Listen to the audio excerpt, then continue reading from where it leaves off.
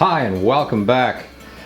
I was discussing this in a previous video and I thought we really need some clarity here because the blade is going to be probably a big question on some people's minds.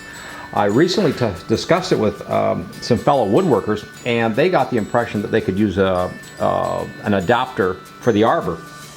And really you cannot use, there is no adapter that I know of that's going to work with this particular saw. You have to buy a 30mm arbor blade. So, just to be clear and on point, that this is it's an old blade, but this is a 5/8 hole or 5/8 arbor. Now, this, this, for example, is a 30mm arbor size. You can see the difference in the hole size, and there's really no adapter that's going to make this work with this, but I wanted to be really clear on point with it because I had a few of these woodworking people that said there's probably an adapter or something that you can do to use the blade.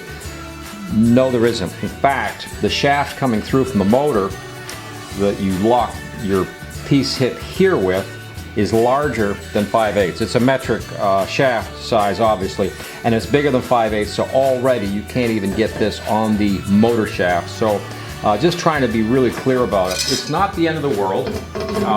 It just means blade like this is a brand new blade here. You'd have to buy a blade like this with a 30mm arbor to use it on this saw. I ordered this special because this is a fine cutting blade that will be more like a cabinet or MDF, whatever it is I'm dealing with. I can use this as a good blade. There are 10-inch blades out there, which will be about 250, around 255mm range, which will be like a 10-inch blade. And then you can get whatever number of teeth, 80 teeth, whatever it is, and a 30mm. I will put a link in the description below for where you can buy, say, a blade with a lot of teeth, with a 30mm. You don't have to buy that blade, but I'm just saying there's a blade that you could buy, for example, that will fit this saw. And I'm going to open the saw up a little bit. The other thing I wanted to show you was some of the modification changes I've made.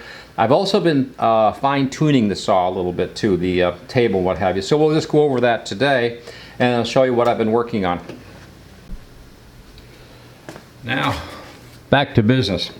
To change the blade on the Tacklife saw, table saw, number 2, Phillips screwdriver, Craftsman of course, always, and take these little screws out. And like I said, I really like, this is one of those features that I really enjoy with the saw because there's just so much access once you get this off. Now, before I forget, run your blade as high as you can. Make sure the saw is unplugged, of course, for safety. And then you can remove these screws. And the aluminum that they have with this actually just lifts up like this. There's actually a piece here that goes into the next slot beside it. So once you remove that, you can see you have, like I said, a ton of space here to now get to this blade and remove it. But I wanted to get into more of the detail about this arbor because some people were a little bit confused over it, and I understand. Now, you have to have an Allen key and you need this wrench, so don't ever lose these two pieces. Don't ever lose these two pieces. And so we'll get the Allen key in, which I've always maintained Allen keys are kind of strange. Okay, put the wrench on, and then we'll put the Allen key in. And now, I will show you my cheat. I use this in so many places, it's actually amazing. I use it for adding power to my wrenches and stuff, but this is a 1-inch piece of stainless steel tubing that was left over from a marine job on a boat one time, so I've kept it. And this, I just put this over my Allen key with my wrench, and it just makes it a lot easier to undo things. So now we'll take the with our hand, and again there's a washer behind that too, which again you don't want to lose. But we'll take the pieces off. And there's your cap screw with your washer. And then there's what's actually going to be riding against that plate, your arbor blade, that is, right in there. There's your surface contact, which is a lot bigger than a 5/8 arbor. So I sort of like that idea. It's almost like an upgrade. Now here comes the blade. And again, there's that 30 millimeter This is a 254 millimeter, so it's a 10-inch blade with a 30 millimeter arbor. And the reason you can't adopt or something else, first off, is this shaft in here is in metric size, and it will not allow even a 5/8 arbor blade to even go on there. But when you get into this assembly, and I'll just pull this out too so you guys can really see it, this is the shoulder here that the blade is going to be riding on. So I thought about a couple of different ways of, taking and making one of these in the lathe and taking it down, but you cannot take it down far enough because the drive shaft is still too large for a 5/8 arbor size. So we're sort of like, we're stuck, so there's no sense in trying to get something done with it that, is just going to allow you to use your old blades. I really was planning on using my old blades with the saw, so I was kind of disappointed that way with it. Didn't see this little joke coming, but at the same time, it's modern, it's new, and there are blades out there for this, so not a big deal.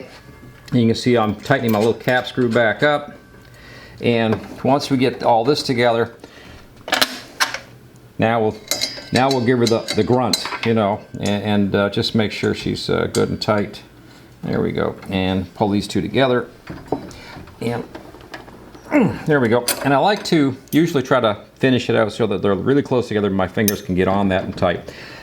Because of the direction of the saw spinning, it will actually cause this to actually get a little bit tighter theoretically if it's not tight enough. But, you want it on tight. Let's face it, you want it tight. Now, putting this back on, you have 2 screws on this end, only 1 screw on that end. Get the sawdust out of there. I don't think it'll affect much, but... And then it plugs in, so you sort of have to find that groove where it plugs into, and then just lay it down flat. That will allow you to, get your screws started, and we can get the Phillips screws back. These look like stainless, by the way. I think they are stainless, so that's good quality. That's pretty cool. So this saw might not be for everybody, but at this point, with the features and the way the saw is working, I'm actually happy with it. I'm satisfied. The saw is doing everything that I think it should do for me, anyways. And again, we'll put these 2 sacred pieces back. It's one of the things I like to do with my tools is to keep tools related to tools together, and that way, you're not looking for something afterwards. And we'll take a screw or something, we'll hang this blade on the other side of the saw. Because I raised it with wood, I now have a place where I can drive wood screws in. In order to get the top of the table here to line up with my other bench, the bench is 36 inch, this was about 34 and a half. So in order to get the 2 of them to line up so I could run my material off the table onto a work table and behind, rather than having, cut pieces fall on the floor, I raised the saw, and I raised it 2 inches, which I guess we'll just come down here and we'll take a quick look, and you can see what I did. Just all I had to do here was cut a simple 2-inch piece of wood here, and I took a 2x6 actually and cut 2-inch pieces from it, a little bit longer than what the actual body of the saw is, using the wood screws from the Craig kit. So I really like those. They have a big flat head because all the holes in here are fairly large, top and bottom. So with that extra sized head on like a Craig screw, I was able to drive screws through from the bottom and the top. So now everything is locked in very nice and tight. And all I did was just put it on both sides of the saw like that on top of the black rig. So that took care of that problem. Now I'm going to slide over here and just show you this little deal. I haven't quite finished this little project, but so I came over to this side of the saw and I drilled holes through the chassis here and drove wood screws into this, which is, well, back here, and drilled into this, and I put it on a little bit of an angle so that I can not only rest the fence here, because I didn't like the rest thing that came with the for the fence. I didn't like the clips that came with from Tacklife, so I thought, well, you know what, I'd rather have something like that. But also wanted to keep this key and this wrench here because this is what changes your blade on your saw. So these 2 pieces, I don't want them to ever go missing. Now, I'm going to do one more thing. I'm going to build a slot right here and open it up. And that way I'll be able to put my miter down here. So I'll be able to rest the miter, and the fence and my tools here. The saw blades themselves I'm going to put on the other side of the saw, and I'll be able to simply do like this, where I just put a wood screw of this type. Again, it's a Craig screw, as a matter of fact. I'll put a Craig screw on the other side where I can keep some extra blades with the saw. That way everything is together. It's all in a nice tight package, and it'll be kept really clean. But I wanted to share that with you guys today, because this is a way of, you know, modifying or upgrading your little table saw, and it could apply to Ryobi. It could apply to anybody's saw, really. Just so happens this one here is the Tacklife saw. There we go. So because I raised the saw and I have this lumber in here now, I now have a nice place where you could put, say, in this case, a Craig screw. Let's do that. And that's about, I'll just mark that. Where did we get? Okay, we didn't get a mark. And we'll go down low a little bit like that. And that way, I'll leave the screw hanging out a little bit. And that way we can, we'll have room for the future. So I'm going to just put this about center, roughly. And just a little low. And because I have boxes and boxes of these, now how that happened was, I actually been finding these at yard sales. So there's a tip for you. And I've been picking them up sometimes as little as, like, you know, a whole box, you know, a couple of boxes of these for $1 or something at a yard sale, because people bought them and had, you know, they couldn't use the head because they didn't have the Robertson or square head drive bit, so the screws were useless to them. But that's a really good screw, because it has that nice flange or washer like built into it over top. So if you hang something like, in this case, this blade, I can hang the 10-inch and some of the other blades back here. I can actually build off of this and develop something even more. But I wanted to show you just a quick out-of-the-box tip. You could put a bolt through here and 2 nuts and have the bolt hanging out, and hang your blades, you know, on the metal too. I like to keep everything together, like I said, with the tool. It just helps organize things better in the shop. So, crazy tip, call it, or whatever today. But I wanted to be on point with the arbor. That's the whole big thing here today. That's just some basic points today. Like I said, the last thing I wanted to do today was just go over that arbor thing with you. But the saw, I've cut a number of pieces of lumber the other day for a couple different projects here. And she did everything she was supposed to do. The blade is pretty sharp. It does a pretty good job. I was also cutting some pressure treat. And pressure treat gets a little tough on saws of any kind. And the pressure treat went through really well, so I was pretty happy with that. So that's this Tacklife saw. Yeah, that's me right there.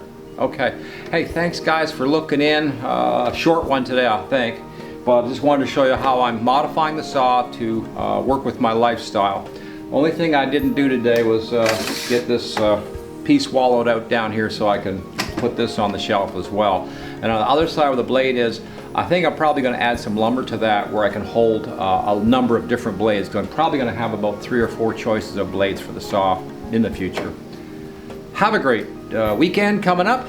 Have a great week, whatever. And thanks for watching and stopping by today. Adios.